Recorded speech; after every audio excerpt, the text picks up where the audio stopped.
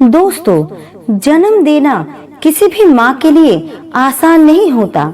असहनीय दर्द सहने के बाद जब माँ बच्चे को जन्म देती है और उसके रोने की आवाज सुनती है तो उसका सारा दर्द खुशी में बदल जाता है। जब एक बच्चा मृत्युलोक में जन्म लेता है उस समय उसकी स्मृति शून्य होती है। वो ना तो किसी चीज को जानता है और ना ही किसी को पहचानता है।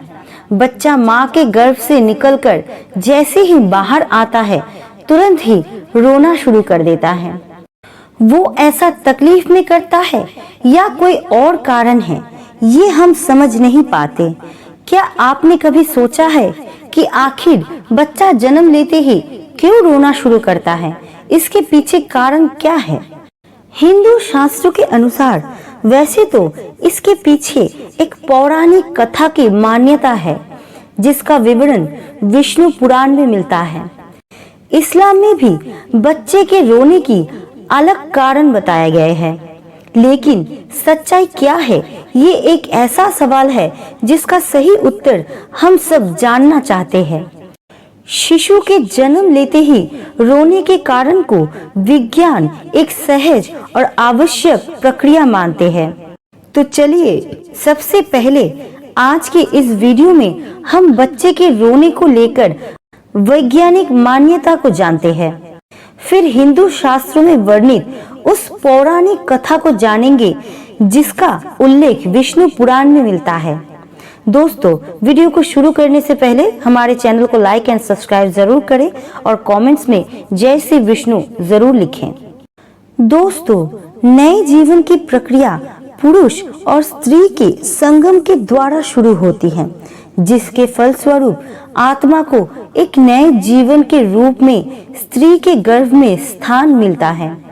जब तक बच्चा माता के गर्भ में रहता है तब तक वो प्राकृतिक और सामाजिक दुनिया से अनजान रहता है।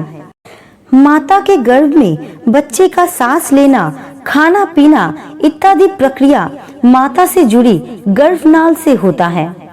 बच्चे के फेफड़े तो बन जाते हैं लेकिन वो प्रयोग में नहीं आते। बच्चा माँ के गर्भ में एक पतली झिल्ली के अंदर बंद होता है जिसमें तरल पदार्थ भरा रहता है। इस तरल पदार्थ को वैज्ञानिक भाषा में एमनियोटिक फ्लूइड बोलते हैं।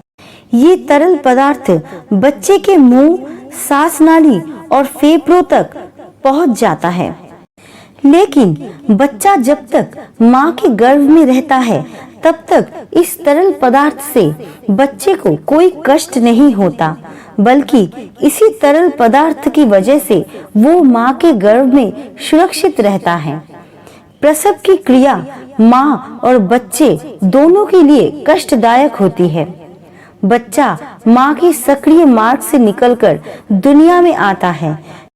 जिस क्षण बच्चा माँ के गर्भ से बाहर निकलकर इस संसार में आता है उसके आसपास का परिवेश बदल जाता है। अब शिशु को जीवित रहने के लिए सांस की जरूरत होती है। शिशु के फेफड़े प्रथम बार काम करना शुरू करता है, लेकिन फेफड़ों में वही तरल पदार्थ पहले से ही भरा रहता है जिसे बाहर निकालना बच्चे के स्वास्थ्य के लिए बहुत जरूरी होता है। इसलिए डॉक्टर बच्चे की डिलीवरी होते ही गर्भनाल को काट देते हैं और बच्चे को उल्टा करके उसके मुंह से तरल पदार्थ को बाहर निकालते हैं।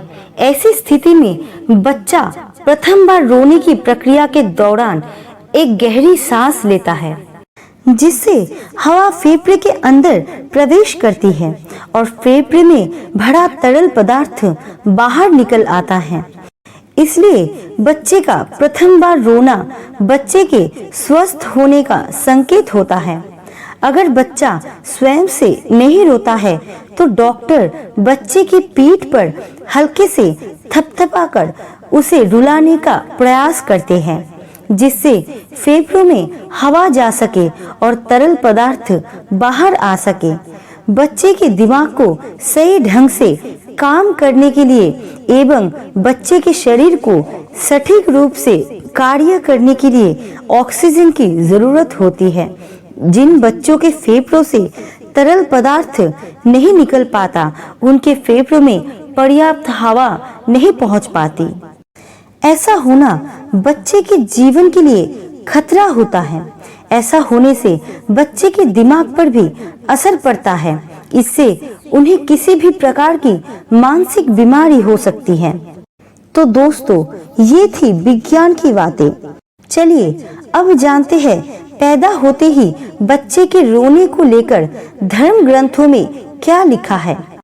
शिशु जब प्रथम बार जन्म लेता है तो उसके रोने का स्वर कुछ इस प्रकार सुनाई देता है, जैसे वो पूछ रहा है कि मैं कौन हूँ, मैं कहाँ हूँ। विष्णु पुराण के मुताबिक जब ब्रह्मा जी सृष्टि की रचना कर रहे थे तो उन्होंने स्वयं जैसे पुत्र पैदा करने का विचार किया, तो उनकी माया से उनके गोद में एक मायावी बालक प्रकट हुआ। ये बालक प्रकट होते ही ब्रह्मा जी के गोद में ही रोने लगा।